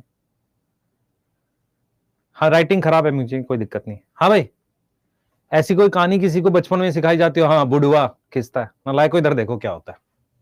एक्चुअल में क्या होता है कि रिवर वगैरह में अचानक से ऐसी जोन होती है, देख इधर ध्यान दियो, यहां पर पानी होता है ऐसे, यहां तक तो ठीक है, अचानक से गहराई बढ़ती है, ऐसा होता है। तो यहां पर कुछ रूटेड वेजिटेशन होती है पानी में। ये पानी है भाई पूरा, ये पानी। यार बुढ़वा उड़वा नहीं होता, इधर ध्यान दे। पानी के अंदर क्या बुढ़वा उड़वा, इधर ध्यान दे। नहीं सर होता है, हमें कहानी पूरी सुनी है। तुम हो भी तो बेवकूफ पूरे, इसलिए तुम मानते भी नहीं हो बात को हमारी। ये वाला जो एरिया है इसको कहते हैं लिटोरल, इसको कहते हैं लिटोरल, इसको कहते हैं लिम्नेटिक। लिम्नेटिक जो होता है नीचे तक, बॉटम तक ओपन एरिया होता है, यहां तक लाइट आती है, इसको कहते हैं फोटिक। यहां कम लाइट आती है, इसको कहते हैं डिसफोटिक।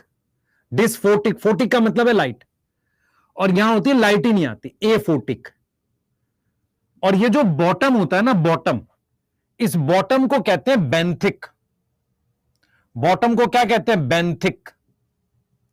और ये यहां पर वो प्लांट मिलते हैं जो एकदम कॉर्नर पे मिलते हैं, रूटेड वेजिटेशन होती है, इसको लिटोरल जोन कहते हैं। तो हमारे पास जो जोन है ना, जोन इन वाटर, वो कौन कौन सी है देख लो। एक है लिटोरल। लिटोरल कैसी होती है? शैलो, शैलो मतलब कम गहरी, और वहां रूटेड वेजिटेशन होती है। वो जो बात तुम्हें पढ़ाई जाती है, बचपन में सिखाई जाती है, एक्चुअल में क्या होता है, बहुत सारी वाटर बॉडी अचानक से गहरी हो जाती है। जब अचानक से गहरी होती है तो ऐसा लगता है कि इधर की तरफ फ्लो बन रहा है कुछ। बोलो, समझ आ रहा है? हाँ, यस। अब तू देख बेटा, यहां लाइट आती है, यहां लाइट कम आती है, यहां लाइट ही नहीं आती, यहां लाइट ही नहीं आती। तो तेरे पास जो प्लांट्स होंगे वो यहीं तक होते हैं, यहीं तक तुम्हारे पास प्लांट्स होंगे। और ये वो जोन है जहां लाइट नहीं जाती। और ये बॉटम को कहते हैं बेंथिक। यहां पर कुछ एनिमल्स होते हैं जो नीचे मिलते हैं। यस, ठीक है। हाँ, एक्चुअल में क्या होता है, बहुत सारी वाटर बॉडीज अचानक से गहरी हो जाती हैं, नॉर्मल चलते चलते अचानक से गहरी हो जाती हैं, इसलिए ऐसा दिखता है। बेंथिक में, बेंथिक में क्या होता है बेटा, कुछ स्नेल्स वगैरह मिलते हैं। स्नेल समझ में आता है? स्नेल्स मिलते हैं जहां लाइट नहीं होती। कार्टून में किसी ने ऐसे वाला देखा है? कार्टून में ऐसे वाले ऑर्गेनिज्म देखे हैं जो टच करते हैं? मैं ऐसे एक सवाल पूछता हूं आपसे, जब जहां लाइट होगी तो वहां आंखें होंगी, जहां लाइट नहीं है वहां आंखों का कोई काम नहीं है। वहां वो वाले रिसेप्टर होते हैं जहां टच करके पता करते हैं, होना चाहिए कि नहीं? होना चाहिए? अरे बोलो हाँ ना। होना चाहिए नहीं होना चाहिए? जहां लाइट ही नहीं है, कॉकरोच मूछें होती हैं, मूछों से टच करता है। यस यस, लॉजिक है ना। मैं अगर आपसे पूछूं, मैं आपसे पूछूं, क्वेश्चन दे दूं, असल में क्या होगा, तुम फिर कहोगे बाहर से आता है। फोटो रिसेप्टर एब्सेंट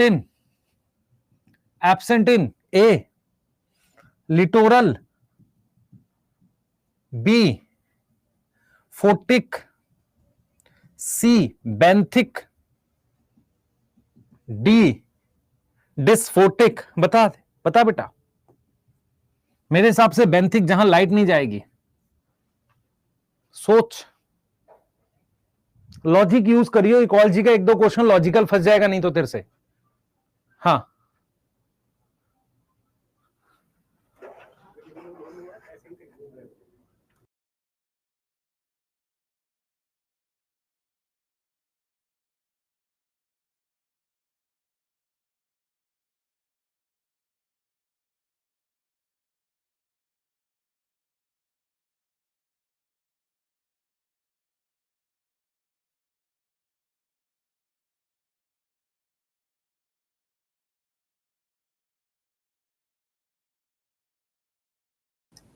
ठीक है। बिच्छू नहीं बेटा, एमडी सर। बिच्छू क्यों बोल रहे हैं एमडी सर को? नहीं सर, मंडे मंडे।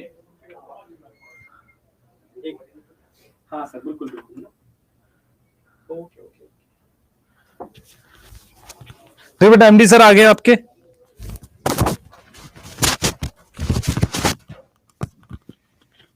तो भाई अब जूलॉजी खत्म हो चुकी है, बॉटनी आपकी खत्म होने वाली है, फिर दोनों मिलकर के प्रैक्टिस सेशन कराने वाले हैं। ठीक है, 12th वाला तो बता दिया होगा, 12th वाला कराने पहले हम लोग, है ना? ठीक है, तो हम लोग देखो पहले 12th वाला करा रहे हैं, तो 12th बैक से स्टार्ट करेंगे। ठीक है, जैसे अभी इवोल्यूशन खत्म किया मैंने, ठीक है, तो इवोल्यूशन का हम प्रैक्टिस सेशन मंडे को करा रहे हैं। क्लियर क्लियर है? पर ध्यान रखना, जो बायो का टाइम है ऑलरेडी वो वैसा ही रहेगा, उसमें बॉटनी चलेगी और इवनिंग में, ठीक है, प्रैक्टिस सेशन होगा। क्लियर है? तो ऐसे ही मंडे ट्यूसडे वेडनेसडे मेरा रहेगा, और देन अगेन जो 3 डेज आएंगे उसमें सर का रहेगा। ठीक है, तो आपकी पैरेलल जूलॉजी बॉटनी का प्रैक्टिस सेशन से आपका रिवीजन भी होता रहेगा। ठीक है, ओके, तो फोड़ना है इस बार। हाँ, तो डट के हम लोग, आप अकेले नहीं हो, ठीक है, आपके साथ साथ हम लोग भी उतना ही डेडिकेशन से काम कर रहे हैं। ठीक है, और करते रहेंगे। ठीक है, तो आप अकेले नहीं हो, आपके साथ हम सब हैं, मिलकर के मेन एम एक ही है। ठीक है, 2024 को फोड़ना है। ठीक है, हाँ, इसका प्लानर दे रहे हैं हम लोग क्या? ठीक है ठीक है ठीक है ठीक है, तो इसका आपको प्लानर मिल जाएगा प्रॉपर वे में टाइम का। ठीक है, टाइम क्या होगा, किस समय आपको आना है, जिससे कि एकदम आप अलर्ट रहोगे और उस चैप्टर को एक बार रिवाइज करके रहोगे, तो मजा आएगा। ठीक है, ओके। हाँ, आज सर्वेसर की क्लास है शाम को, लाइव आ जाना। कल मेरी क्लास है, लाइव आ जाना। ठीक है, हाँ, वहां हम क्वेश्चन करा देंगे, और मैं एनसीईआरटी भी करा रहा हूँ। ठीक है, पूरी एनसीईआरटी करा रहा हूँ, एक्सक्रीटरी प्रोडक्ट की, और साथ में क्वेश्चन भी। ठीक है, ठीक है बेटा, चलिए मिलते हैं ना, करते हैं एक बार आज इसको आगे।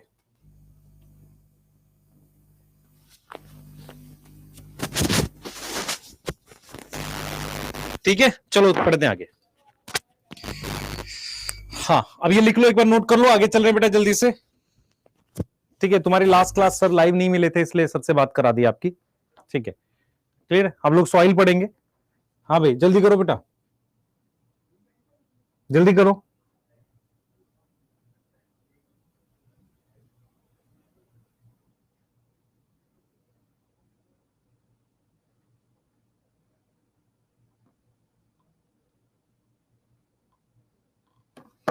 ठीक है, आ जाइए। एटॉमिक स्ट्रक्चर रिवाइज कराएंगे सर, आ जाओ, सॉइल पे आते हैं। हाँ भाई, सॉइल क्या होती है, कौन कौन बताएगा? मिट्टी सॉइल होती है। देखो सुनो बेटा, सॉइल इसलिए इंपॉर्टेंट है क्योंकि सॉइल वेजिटेशन डिसाइड करती है। ठीक है, क्लियर है? सबसे पहले मैं चाहूंगा कि आपको थोड़ा सा आइडिया रहे कि सॉइल में होता क्या क्या है। सॉइल में एग्जैक्टली क्या होता है? सबसे पहले सॉइल के पार्टिकल्स होते हैं। सॉइल के क्या होंगे? पार्टिकल्स होंगे, जिन्हें हम कहते हैं ग्रेन्स। ग्रेन्स मतलब दाने, है ना, मिट्टी के दाने होते हैं। प्लस सॉइल में ऑक्सीजन होती है, एयर होती है। प्लस सॉइल में पानी होता है, प्लस सॉइल में ऑर्गेनिक मैटर होता है। ये चार चीजें हमारे पास सॉइल में होती हैं। यहां तक समझ में आ रहा है? मेरी बात सुन ध्यान से, बहुत इंपॉर्टेंट है ये। आप में से शायद बहुत सारे बच्चों को नहीं पता, ये बात मैं बता देता हूं। आपको पता है कि रूट को पानी चाहिए होता है, लेकिन अगर रूट के आसपास बहुत ज्यादा पानी हो जाए तो भी प्लांट सूख जाता है। आपने देखा है कि बारिश में कई बार पानी भर जाता है और उसमें प्लांट डूबे रह जाते हैं, वो सूख जाते हैं। क्यों? क्योंकि रूट के बीच में, रूट के आसपास मिट्टी में ऑक्सीजन होना चाहिए। अगर ऑक्सीजन नहीं है तो क्या होगा? रूट रेस्पायर नहीं करेगी, रेस्पिरेशन नहीं करेगी और प्लांट मर जाएगा।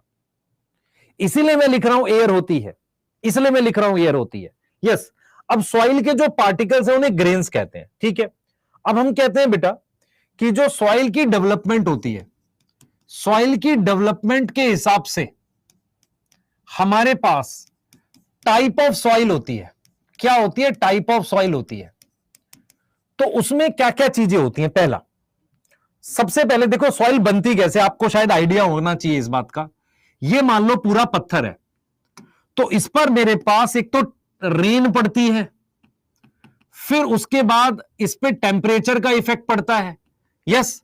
तो सबसे पहले मेरे पास सॉइल बनने के लिए मेरे पास होनी चाहिए कोई पेरेंट रॉक, एक ऐसा पत्थर होना चाहिए जिससे सॉइल बनेगी। उसके बाद दूसरा मेरे पास होनी चाहिए अमाउंट ऑफ वेदरिंग।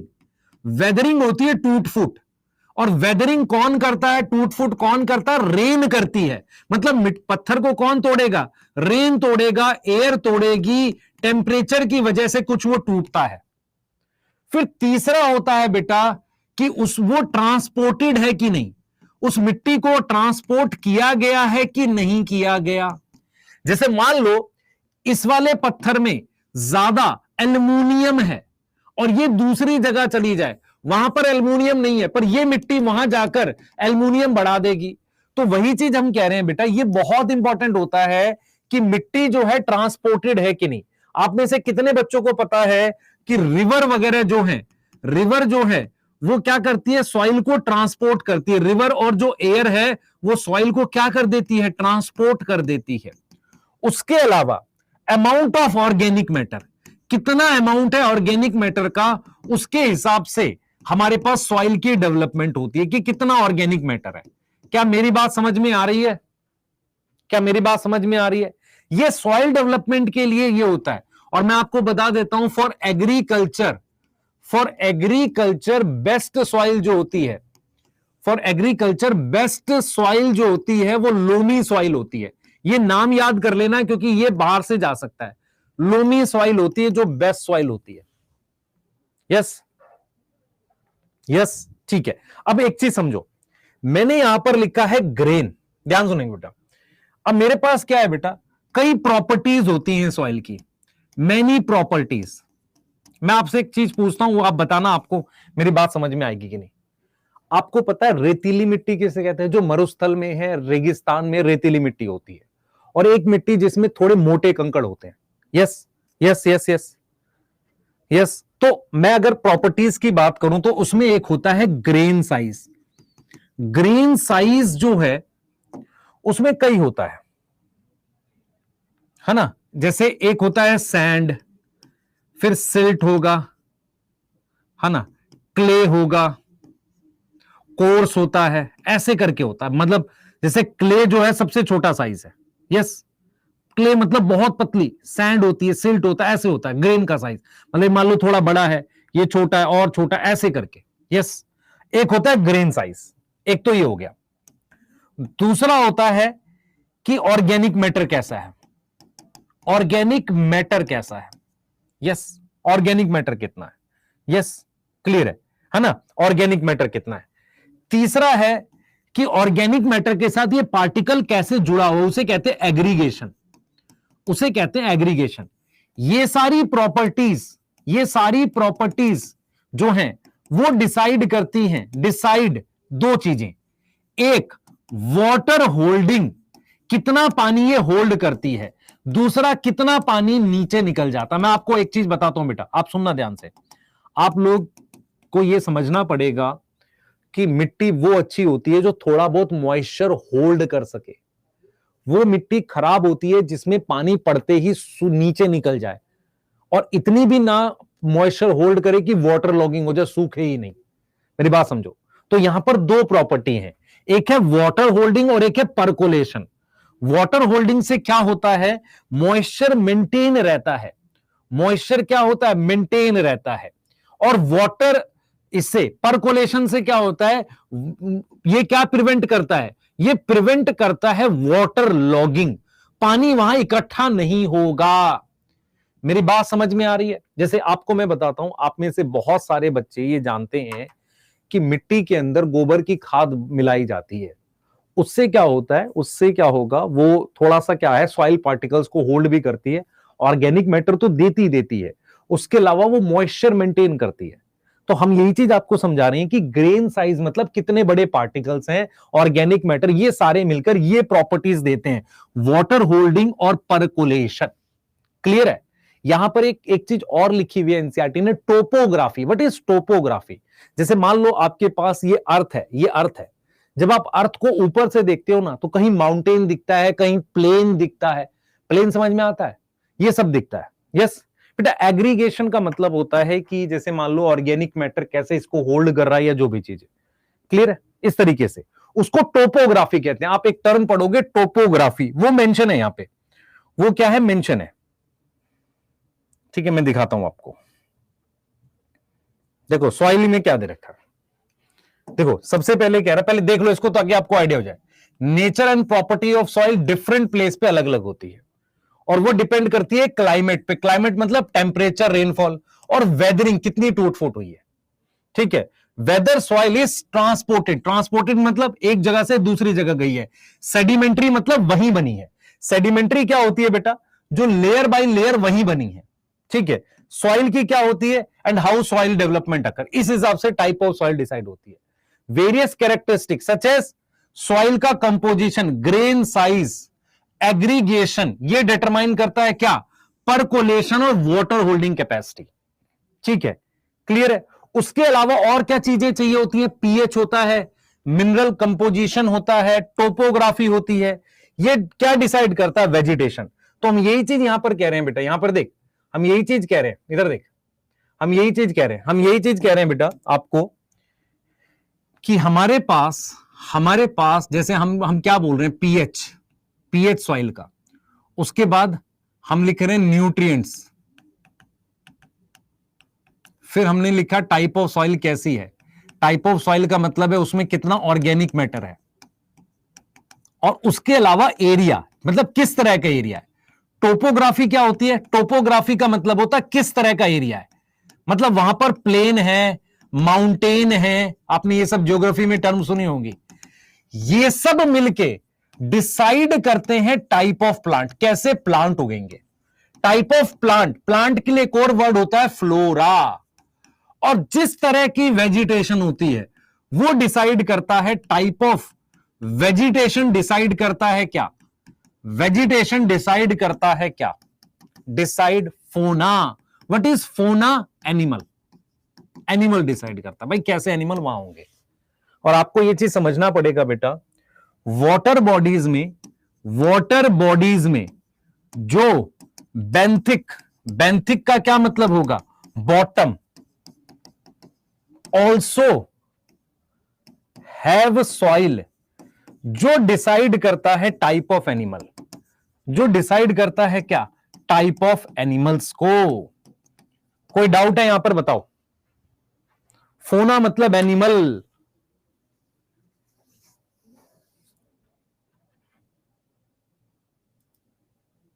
ठीक है? टोपोग्राफी मैप मतलब, ध्यान से अब देख, जो एनसीईआरटी की लाइनें वो तुझे अगर समझ में आ गई तो ठीक है। सॉइल में ज्यादा नहीं पढ़ाऊंगा, क्योंकि सॉइल हम लोग जब ऑफलाइन में थे तो पूरा 1-2 घंटा सॉइल ही पढ़ाते थे, पर उससे आता कुछ नहीं था। मैं बिल्कुल बोल रहा हूं आपको,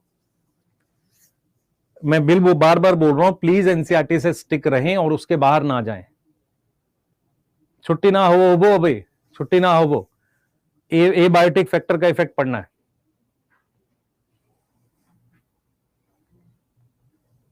बेटा कोशिश करेंगे आप लोगों का सिलेबस जो है वो हम कहां तक खत्म कर दें, वेडनेसडे तक। क्लियर है? और मैं एक बार एमडी सर से बात करूंगा कि आपकी रिवीजन जो है थोड़ा सा समय दें आपको, 3-4-5 दिन, जिनका जो जो बैकलॉग है वो कर भी लो, फिर स्टार्ट करते हैं उसको, है ना? हाँ, थोड़ा सा समय दे दे, 1-2 जो भी असाइनमेंट है वो बना लो, फिर करते हैं। हाँ, वो देना भी चाहिए आपको, जो जो जैसे किसी का लिविंग वर्ल्ड बचा है, किसी का जो बचा है, जैसे स्टार्ट करेंगे जिनसे सबसे ज्यादा वेटेज है। सर को बायोटेक एवोल्यूशन करना चाहिए, मुझे वो करना चाहिए। हाँ, ठीक है, चलो कर लो।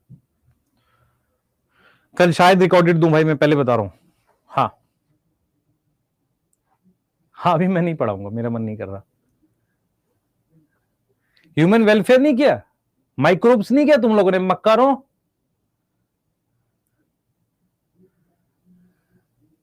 रिवीजन ऐप में होगा, यस ऐप में होगा। ऐप में देख, 2 प्लान कर रहे हैं, एक तो प्रॉपर रिवीजन क्लास चला दें, नहीं तो हम ये प्लान कर रहे हैं कि ऐप के अंदर एक रैंकर बैच लॉन्च कर दे।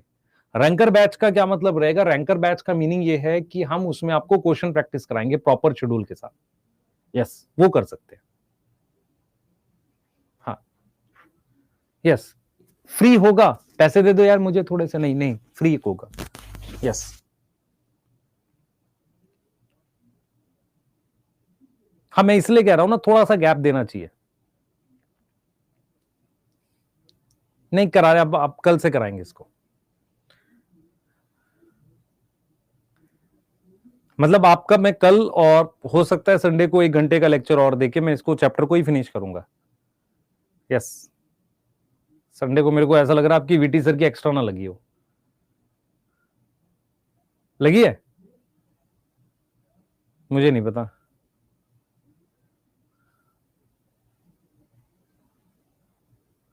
कर ले भाई, क्या हो गया? रिकॉर्डेड में ज्यादा हो जाएगा। ऑफलाइन खोलेंगे, खोल सकते हैं। थोड़ा सा ऐप में सुधार कर ले यार, ऐप हमें कई बार कई जगह गड़बड़ लगता है, ऐप में थोड़ा सा सुधार की जरूरत है। यस, ठीक है, हाँ, इतना कर लो। अरे मैंने तुझे अगर सिर्फ 30-40-50 डोपा दे दिया, उसके बाहर नहीं जाएगा, टेंशन ना ले, नोट कर ले पहले जस्ट। हाँ, टेंशन ना ले उसकी, ध्यान से सोच, जो तेरे को करा रखा है तू वो कर गया तो भी हो जाएगा तेरा। बहुत पढ़ा है बेटा, बहुत पढ़ा है। हाँ,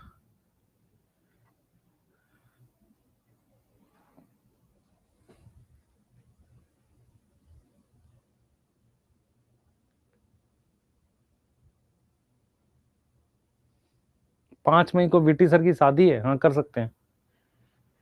सर बताएंगे नहीं, चुपचाप कर लेंगे। चलो ठीक है, कर लो, नोट कर लो, ठीक है। अच्छा हाँ भाई, आपको 2 टॉपिक के मैंने मॉलिक्यूलर में सॉल्यूशन दे दिए थे, वीडियो सॉल्यूशन। मैं आपको इसकी वो भी दे दूंगा, अब क्या नाम है आपकी, वो जो है डीपीपी सॉल्यूशन, ठीक है। डोपा का से नीट का पेपर आएगा, हाँ आ सकता है, ठीक है। हाँ, ऑफलाइन बेटा अंडमान निकोबार में, ठीक है। चलो ठीक है, मिलते हैं बाद में। इसके क्वेश्चंस मैं बना रहा हूं, इकट्ठे दूंगा इकोलॉजी के आपको, ठीक है, बाय। ठीक है।